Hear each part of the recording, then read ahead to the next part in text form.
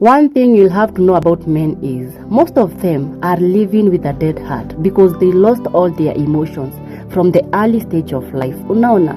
That's why unapata wanaume most nowadays, they choose success over everything. These people came to a point where hata ukimwambia unampenda haamini. Nowadays it's not easy for a man to believe hata ukimwambia unampenda, si rahisi. It's because of how the society have shown them. Unaona?